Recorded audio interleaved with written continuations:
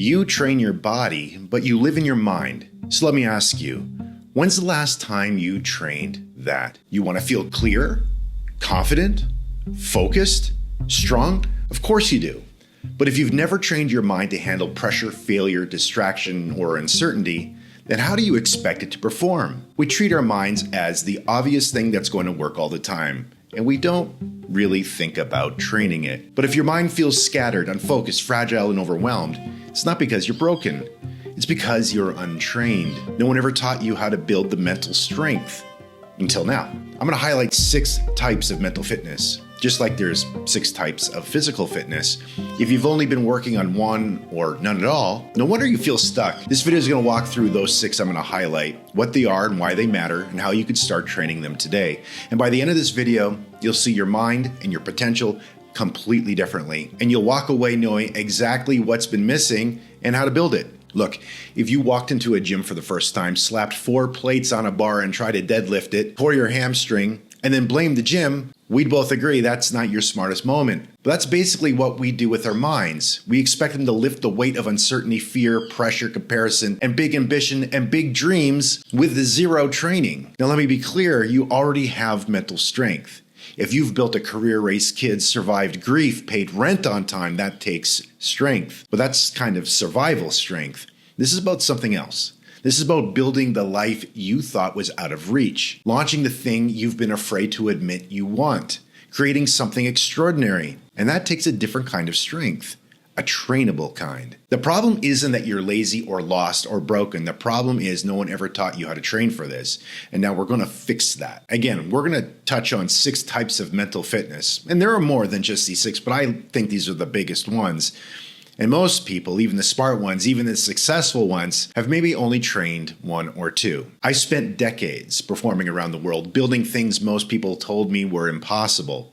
I've chased dreams that terrified me and failed more times than I could count. But through it all, I kept noticing something. The people who broke through weren't always the smartest or most talented or most connected. They just trained. Not physically, but mentally. They were mentally tough. And that's what I've been studying, testing, and now teaching. And now I've built something I wish I had when I started. A system to train the part of you that makes everything else possible. Your mind. Success is tough. Let's not pretend it isn't.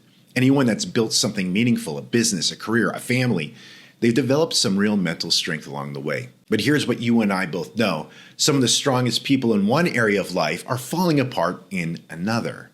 A high-powered CEO, millionaire entrepreneur, everyone claps for their keynote, but no one sees the bottle of scotch they use to sleep at night. We've seen that story a million times in a million different places. It's not a lack of success, it's a lack of balance and complete mental toughness and fitness. And that all starts in the mind. If you told me you wanted to become a world champion boxer, I'd ask you one thing first. Are you in shape? Because it doesn't matter how perfect your technique is if your lungs give out after 90 seconds. If you can't take a punch and keep going, you're done. And chasing a big dream, same thing. You need general mental conditioning, strength, stamina, recovery before you ever step into the ring with your dream. That's what we're building at the Dream Gym. Not just hype, not hustle, just the mental foundation to actually go the distance. So let's get into it. These 6 types of mental fitness you've probably never trained, maybe aren't even aware of, but you absolutely need. Let's start with the obvious one, strength. In the gym, strength is how much weight you can lift, how much force your body can produce under load. Mentally, it's the same thing. It's how much pressure you can hold without quitting. It's being able to show up for that hard conversation, pitch your idea when it's not perfect, walk into a room where nobody knows you and still go after it. And no, arguing with strangers in the comments section isn't the same thing. That's not mental strength, that's recreational conflict. Real strength is controlled, it's quiet. It's walking into uncertainty and choosing to keep going. And just like in the gym, you don't start with 300 pounds. You start with something heavy but manageable, something that stretches you but doesn't snap you. So if your version of mental strength is just white-knuckling your way through burnout, congrats. You're lifting with terrible form. Okay, let's move on. The next up is endurance. In the gym, endurance is how long you can keep going. Running, rowing, suffering on an assault bike while questioning your life choices. It's staying in motion over time. Mentally, It's your ability to stay consistent when things are boring, slow, or completely thankless. Like parenting or building anything meaningful. There's no medal ceremony for getting through your inbox every day, but it still needs to happen. Mental endurance is showing up on the days you don't feel like it, without making it a Greek tragedy. It's doing the work again and again and again without needing a standing ovation or a podcast interview or a dopamine hit from your productivity app. Most people don't fail because of lack of talent. They fail because they run out of patience, or because their expectations are doing CrossFit while their consistency is still on the couch eating cereal. If strength is lifting heavy, endurance is showing up for the next rep, and then the one after that. So let's talk about what happens when you get knocked flat and still need to get up. The third is resilience. You're going to like this one. In the gym, resilience is how you recover. It's how fast you bounce back after getting wrecked. Your legs are jelly, your lungs are on fire, your soul has left the building, and then tomorrow you do it again. Mentally, resilience is the same. It's how fast you get back up after life lands you a clear punch to the face. You launch the thing and no one shows up. You take a risk and fall flat. You tell someone your dream and they hit you with a look like you just told them that you believe in aliens. Resilience is the ability to take that hit, ego bruised, momentum lost, maybe a full existential spiral, and still get back up in the game. Most people treat failure like it's fatal. It's not. It's leg day. It hurts now, but it builds something later. You don't build resilience by avoiding failure.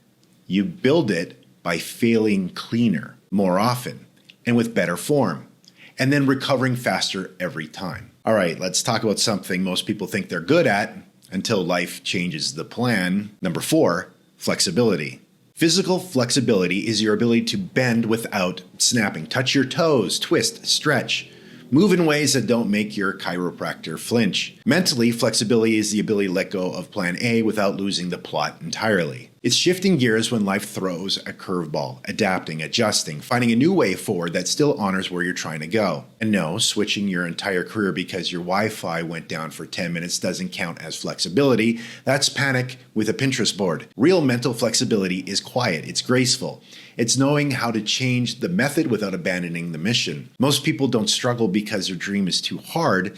They struggle because their plan went off script and they didn't have the flexibility to rewrite it. And like anything else, you build flexibility by practicing it, by letting go a little sooner, by staying curious a little longer, and by remembering that the dream doesn't die just because the map changed. All right, if flexibility is how far you can stretch, then mobility is how freely you can move. Let's go there.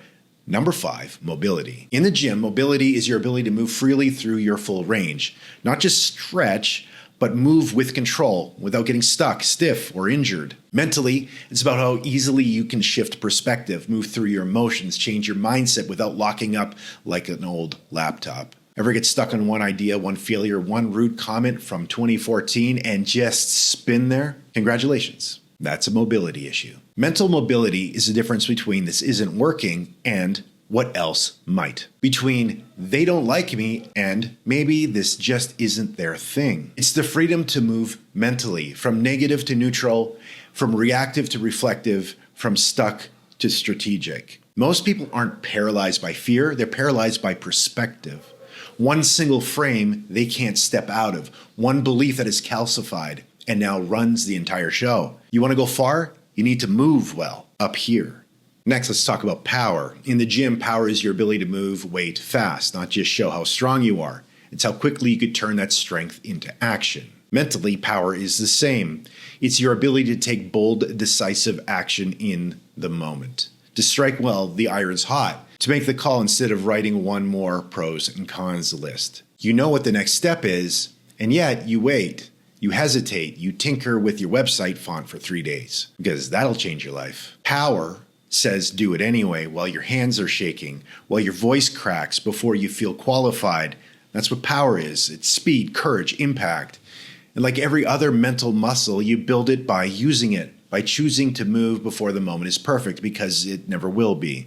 Power is taking raw strength, number 1, and turning it into an action that is impactful in the moment. And all 6 of these ideas that I've shared with you are about general mental fitness. If you want to apply that fitness into a particular endeavor, like a boxer takes their general mental fitness and applies it in the ring, you train a little differently and specifically for that. But I think often we haven't even gotten competent with our mental fitness, and then we're expecting ourselves to perform well in a particular arena. But that's the 6 types of mental fitness that I'm highlighting today that most people have never trained. Strength, can you handle pressure without folding? Endurance, can you keep going when the novelty wears off? Resilience, can you get back up after getting knocked down? Flexibility, can you let go of a plan without letting go of the dream? Mobility, can you shift your thinking when you're stuck? And power, can you act boldly before you feel ready with the strength you've developed? If you've struggled to make progress, it's not because you're lazy or broken. It's probably because you've never trained these mental muscles. You don't need another productivity hack. You need a gym for your mind. And that's why I've built this. It's called the Dream Gym. It's where people like you come to build clarity, courage, and consistency to chase what really matters in the life you want to live. In the next video, I'm going to walk you through the exact 3-minute mental workout that I use and I give to others to shift from stuck to focused fast. Don't miss it.